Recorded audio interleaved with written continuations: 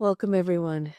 This is Recovery Dharma. My name is Julia. I'm one of the facilitators in the Spokane Sangha, and it is a joy, truly a deep, heartfelt joy to be here today to guide this practice and to share with you the wonder of Buddhist practices and principles as a means to opening the mind, softening the heart, and healing the whole of ourselves.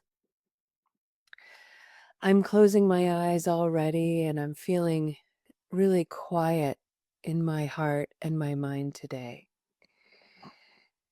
And I'd like to begin our practice and our reflection by simply bringing forward the awareness that for the month of September, we've been doing something quite extraordinary.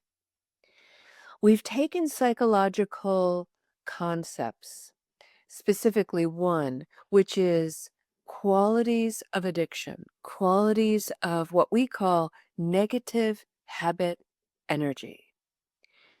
I've selected 4 of these very common presentations. Some people may even call them symptoms, but they're behavioral patterns of being that reflect an attachment to a habit. It can manifest in many, many different ways.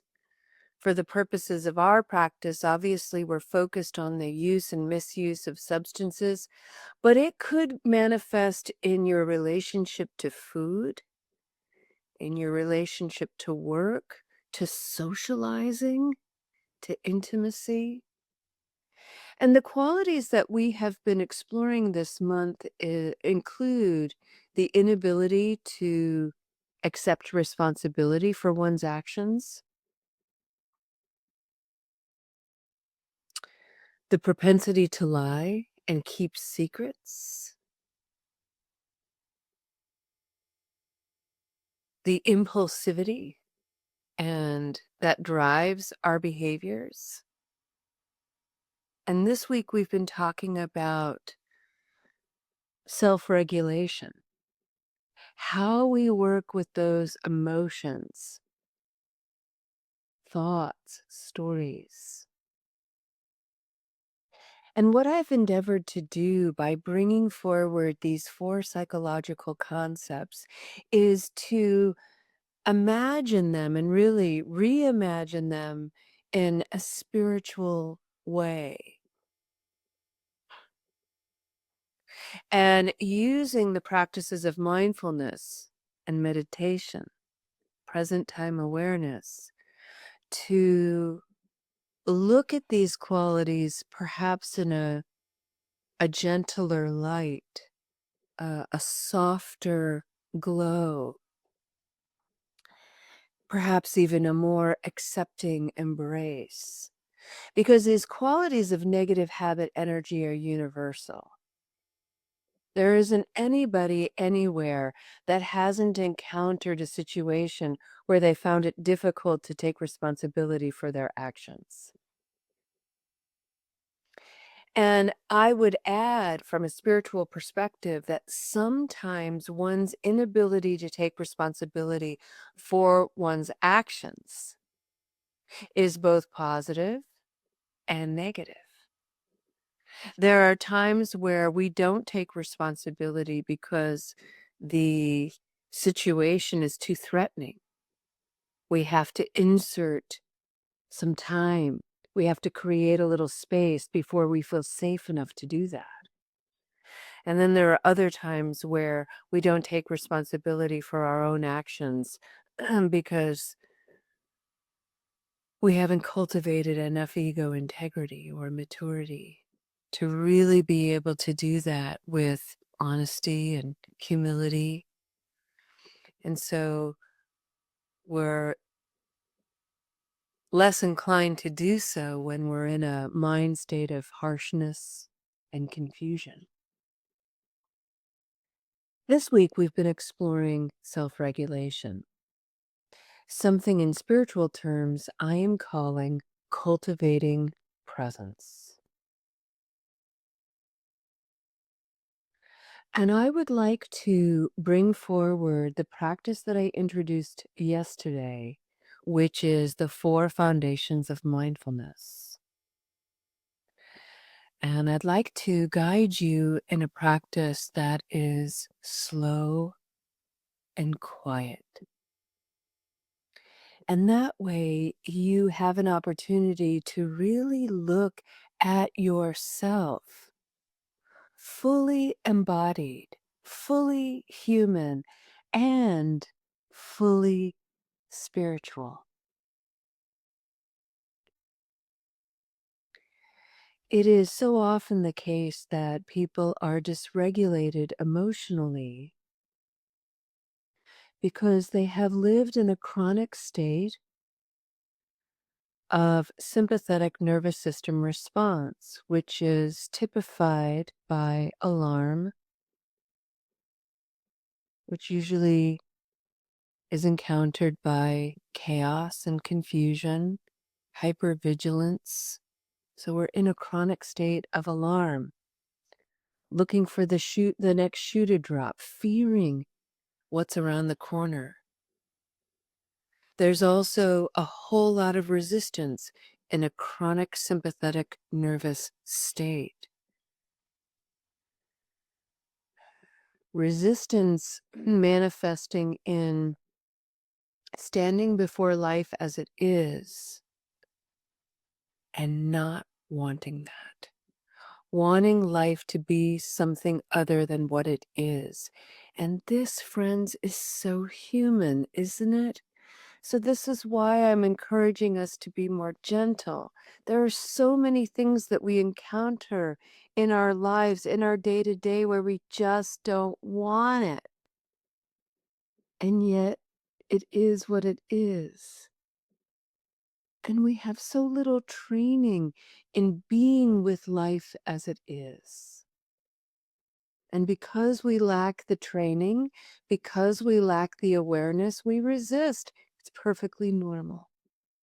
But we suffer as a result. And in that suffering, the key indicator is exhaustion. So when we're dysregulated emotionally or in our minds, we experience alarm, resistance, and exhaustion. To bring a spiritual component is to activate the parasympathetic nervous system. And this brings to your whole body, your nervous system, head to toe, a sense of restoration, maybe not always a sense of clarity. That comes with time. So don't worry if you're still feeling a little befuddled and confused. That's okay. What we're endeavoring to do is to create the conditions for the body to regain some restoration, some ease. And I can think of no better practice than pursuing the four foundations of mindfulness. You have everything you need to do this practice, and it begins with your body. So find a posture in your body that feels noble. And I mean it. Whatever that word noble means to you, embody it completely. For me, nobility is a little hoity toity, it's a little pretentious. I'm just going to say that straight up and smile about it. So when I'm embodying a little bit of nobility on the other, at the same time, I feel confident. I feel a sense of joy. I feel a a sense of I belong here. Darn it. So let that be a nobility for you. How about this mantra? I belong here. because I am here. I belong here because I am here. Let that wash over your body. And just allow a gentle gaze to quickly scan your body. Take note of any stress or discomfort, any tension or sourness, and maybe breathe some acceptance. Oh, a little ache in the shoulder. You belong here because you are here. That's okay. I'll just breathe a little acceptance and a little bit of ease. Maybe notice your face. Maybe notice if you're for furrowing your brow or frowning, and see if you can bring a little smile. Raise your eyebrows a little bit. See if you can activate a little wonder. And then turn your attention to your mood. Did you arrive here in agitation or weariness? Can you take a moment to tell yourself there's nothing wrong with me for having felt irritated or weary?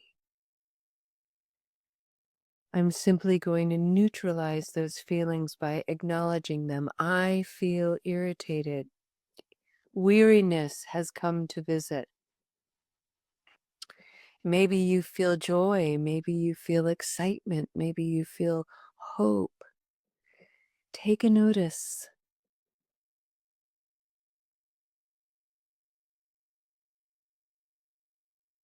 Allow your emotions to be there exactly as they are. You don't have to pretend to be anything other than how you are.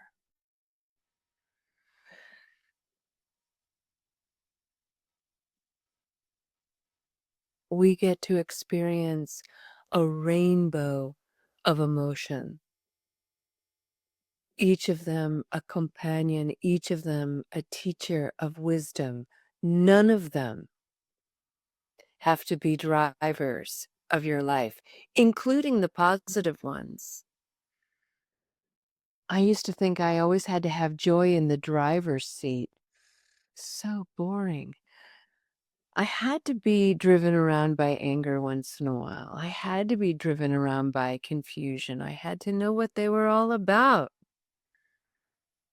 So I take turns with these feelings in the driver's seat of my life. All the while, my whole being, I'm sitting beside the driver because I'm the driving instructor. I'm the sage. I'm the mistress of my life. So are you. And I get to interchange the drivers of my life as I see fit. And that's a state of great empowerment and joyful curiosity. So check your mood. See who's driving.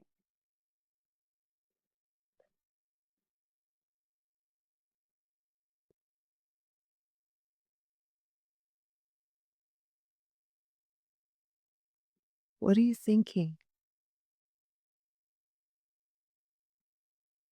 What have you been thinking?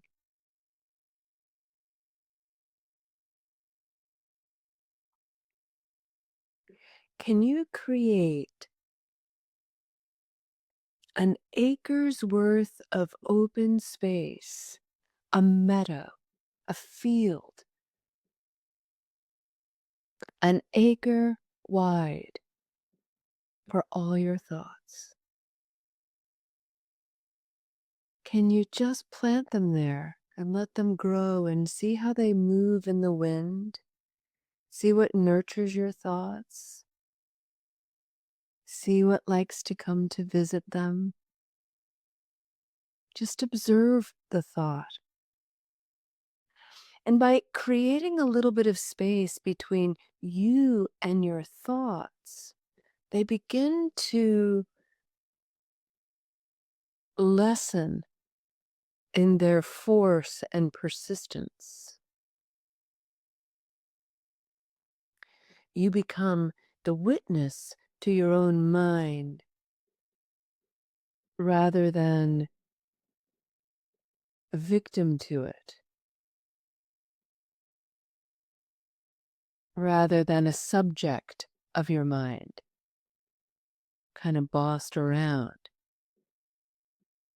And this is enormously empowering too. You have agency over what you're going to entertain in that mind space. How's that for a mantra? I get to entertain what enters my mind space. I get to nurture what enters my mind space. And with your mind comes your mental formations and your perceptions and your thoughts strung together in stories and judgments. That's the fourth foundation of mindfulness. How the thoughts sway and tickle into one another, weave and tie into whole narratives that have driven your actions.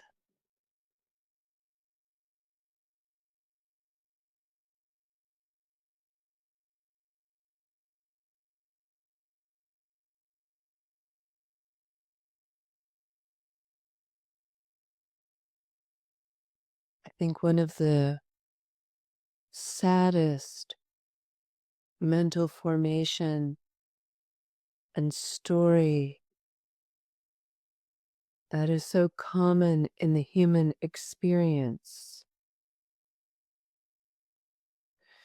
is the story that inhibits us from remembering who we are. These are stories that fuel our forgetting. We forget our own magnificence. We forget that the mystery of the cosmos is the mystery of you and of me. We forget that we are here to be creators. We forget that we are here to be joyful and playful, loving and kind.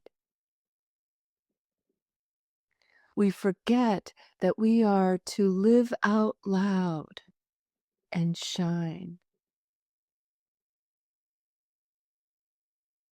And so we have to practice as an invitation to remember, to stand in this foundation, to stand upon this foundation. Maybe in the spaciousness of the mind and receive the warmth of the sun as an act of remembering. I am connected to something quite mysterious.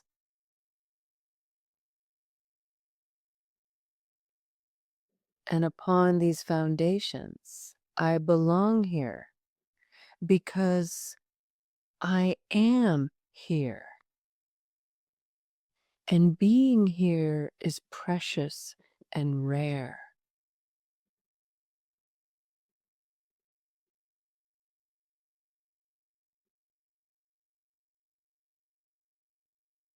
Breathe that in, friends.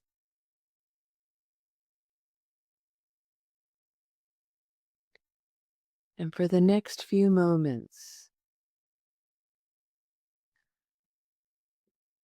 allow your wisdom to sing your bones and see what comes forward. Enjoy your practice.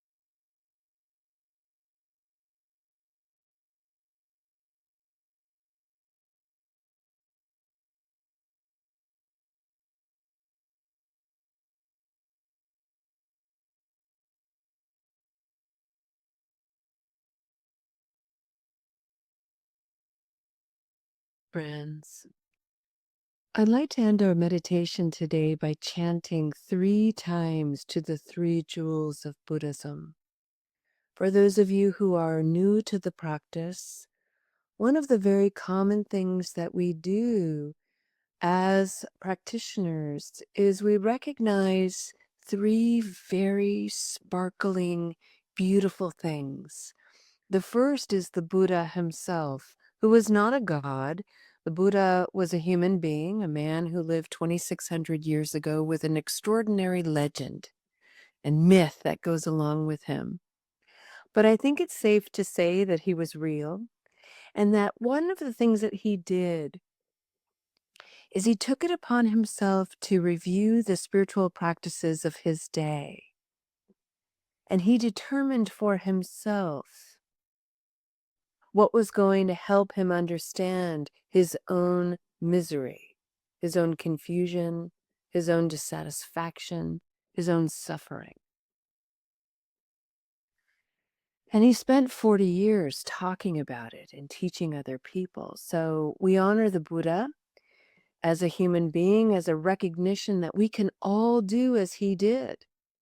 We can take these teachings, we can take these ideas, and we can wake up to our own conditions and heal the misery in our own lives. And it helps to have his teachings, the Dharma, the second jewel. And what we can do together as a multifaceted jewel is come into the community and reflect in a multitude of ways for one another. We call this Sangha, which is community. So these are the 3 jewels in Buddhism, and there's a chant that honors it. And it's very simple. It's Namo Buddha, Namo Dharma, Namo Sangha. We chant it 3 times. And if you'd like to chant with me, please do. And if it's comfortable for you, you put your hands in a mudra, just hands together in prayer pose at the level of the heart. Take a deep breath in.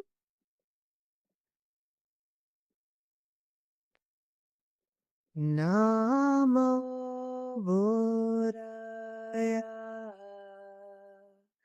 Namo Dharmaya. Namo Sangaya. Namo Buddhaya. Namo Dharmaya. Namo Sangaya. One more time. Namo Buddhaya. Namo Dharmaya. Namo Sangaya.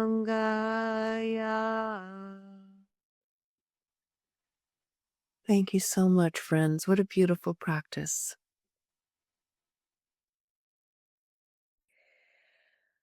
Okay, let's take a minute and we'll step toward a dedication of merit.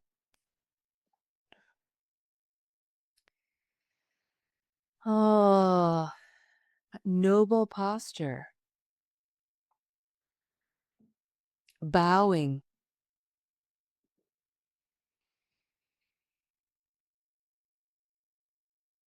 using the foundations of mindfulness to understand how you are embodied, to understand how your emotions arise in the body and in the mind, how the thoughts interfere with and inspire emotions and sensations in the body, how thoughts string together to become information, perceptions, beliefs, biases, prejudice, confusion, clarity.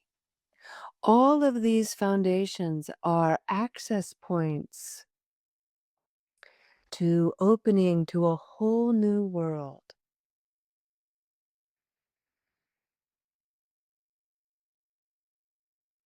May you stand upon these foundations and the foundation of you with a heart lifted, a noble posture,